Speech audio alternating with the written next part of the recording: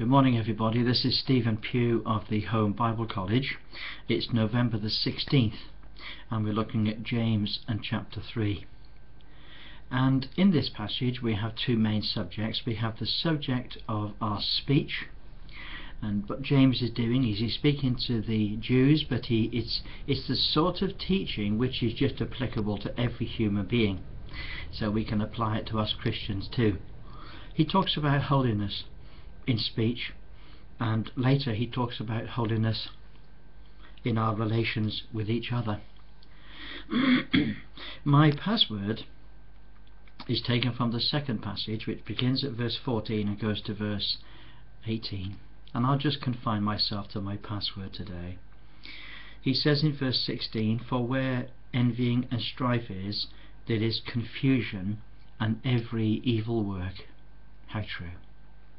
He says, "But the wisdom that is from above is first pure, and then peaceable, gentle, easy to be entreated, full of mercy and good fruits, without partiality and without hypocrisy." What wonderful things he brings before them. He says the wisdom of men is a terrible thing, but the wisdom that is from above has lots of features to it. First of all, it's pure. It is holy. It is not unclean and unsavoury. It is the sort of wisdom which before the Lord there's no embarrassment, there's no shame, because it is pure. Pureness is a characteristic of the Jewish nation before their covenant God. It's also a feature of Christians. We are to be pure in mind. He then says peaceable. Peaceable. Peaceable is a wonderful trait. It's something that comes from the Lord. It's the sort of thing whereby there is a sort of an inner desire that there might be peace between brethren. Of course, James has in mind the Israelites that are scattered abroad throughout the whole world, and he says there's nothing better than peace between brethren. And this of course is the same, it's true in the church too, that there might be peace between brethren is a beautiful thing, beautiful thing. He says the wisdom that's from above is gentle. Gentleness is one of the fruits of the Spirit. We're not talking specifically about the fruits of the Spirit here, but we're talking about a spiritual attitude in which we are gentle with one another. We do not treat little children roughly. When we pick them up with a gentleness. And that gentleness is to be the characteristic of Christians too. It used to be when I was a child, they would talk about a Christian gentleman. And what we meant by is not someone that's stiff and starchy and has a stick and spats. We're talking about a person that has an inner gentleness. He wouldn't hurt a flea. He deals with people in gentleness.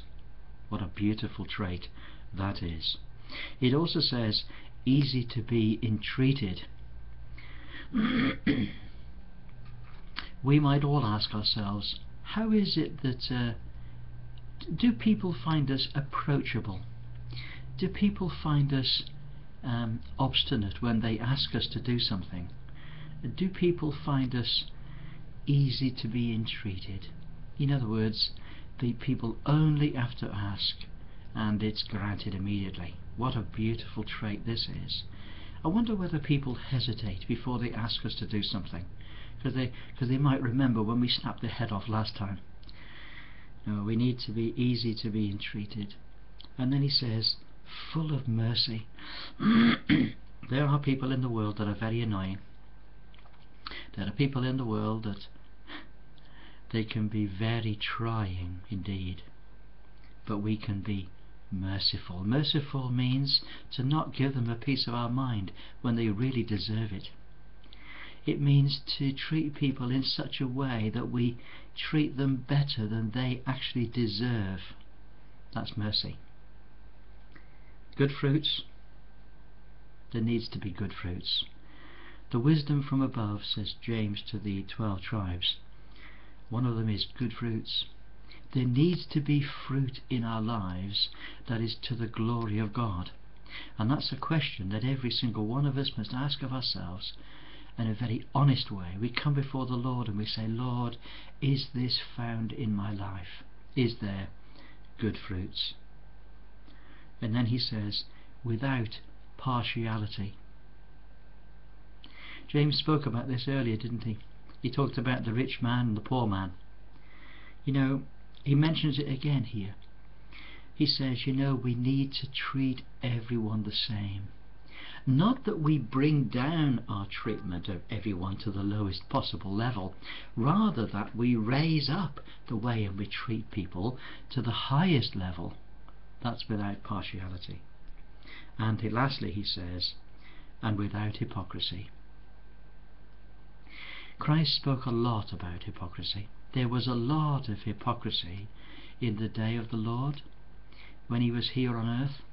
James speaks about it too. It was a particularly unpleasant Jewish trait.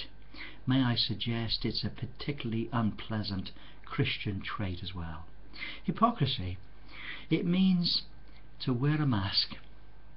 Sometimes in the theatres they would have a thing that they would hold, and on the false face would be a smile, when underneath the actor could be scowling, could be whispering hatred. But he puts on a front, you see, he puts on a front, and nobody quite knows what's really going on in his mind. There is such a thing in Scripture as simplicity. Simplicity is a thing whereby you exhibit how you're feeling, and everybody sees how you're feeling all over your face. You do not hide your feelings. That's simplicity.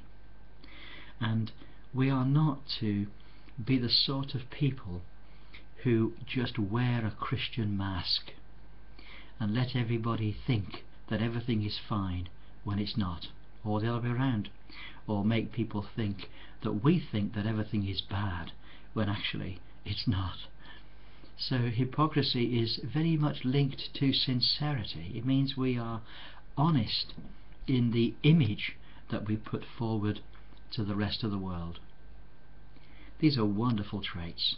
James encourages his brethren amongst the 12 tribes to be like this, and may I suggest, I would encourage you all as Christians to be like this too.